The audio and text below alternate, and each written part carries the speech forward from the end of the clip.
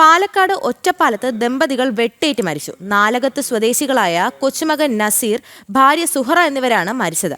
കൊച്ചുമകൻ ഗുരുതരമായി പരിക്കേറ്റു. മരിച്ച ദമ്പതികളുടെ ബന്ധുവായ യുവാവിനെ ഗുരുതര പരിക്കുകളോടെ കണ്ടെത്തി. കൊലപാതക കാരണം വ്യക്തമല്ലെന്നാണ് നിലവിൽ ലഭിക്കുന്ന വിവരങ്ങളുമായി അരുൺ ആലത്തൂർ ചേരുന്നു. അരുൺ, എന്താണ് കൂടുതൽ വിവരങ്ങൾ? അർദ്ധരാത്രിയാണ് പാലക്കാട് അരുംകൊല നടന്നിരിക്കുന്നത്. ഒറ്റപ്പാലത്താണ് ദമ്പതികൾ വെട്ടേറ്റ് മരിച്ചത്. ഒറ്റപ്പാലം തോട്ടക്കരയിലാണ് സംഭവം. നാലകത്ത് നസീർ എന്ന 63-കാരനും ഭാര്യ സുഹറ എന്ന 60-കാരിയുമാണ് മരിച്ചത്. വളർത്തുമകളുടെ 4 വയസ്സായ മകനെ ഗുരുതര പരിക്കേറ്റ നിലയിലും കണ്ടെത്തിയിട്ടുണ്ട്. അർദ്ധരാത്രി 12 മണിയോടെയാണ് ഈ ഒരു ദാരുണ സംഭവം ഉണ്ടായിരിക്കുന്നത്.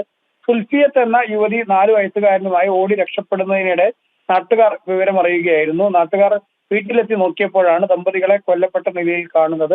മരണപ്പെട്ടവരുടെ കുടുംബാംഗമായ യുവാവിനെ കൈഞ്ഞരമ്പ് മുറിച്ച നിലയിൽ സംഭവ സ്ഥലത്ത് കണ്ടെത്തിയെങ്കിലും പോലീസിനെ പിടികൂടാൻ കഴിഞ്ഞില്ല എന്നും നാട്ടുകാർ പറയുകയുണ്ടായിരുന്നു.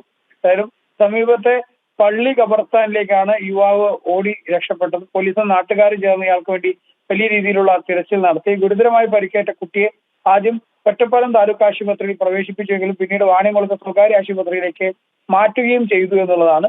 പിന്നീട് പോലീസ് നടത്തിയ തെരച്ചിലിൽ ഇപ്പോൾ ഈ ബന്ധുവായ യുവാവിനെ കസ്റ്റഡിയിൽ എടുത്തിട്ടുണ്ട്.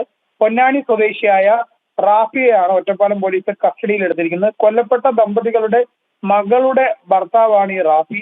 റാഫിയും സുൽഫിയത്തും തമ്മിൽ വിവാഹബന്ധം വേർപിരിഞ്ഞിരുന്നു. ഇത് സംബന്ധിച്ച കേസ് കോടതിയിൽ പുരോഗമിക്കുകയാണ്. ഇതിനിടെ കുട്ടിയുടെ അവകാശവാദം സംബന്ധിച്ച തർക്കമാണ് പിന്നീട് കൊലപാതകത്തിലേക്ക് നയിച്ചിരിക്കുന്നത് എന്നുള്ളതാണ് പോലീസിന്റെ പ്രാഥമിക നിഗമനം. ഏതായാലും പൊന്നാനി സ്വദേശിയായ റാഫിയെ ഒറ്റപ്പാലം പോലീസ് കസ്റ്റഡിയിലെടുത്ത് ചോദ്യം ചെയ്തു വരികയാണ് ഇപ്പോൾ. ശരി അരുൺ.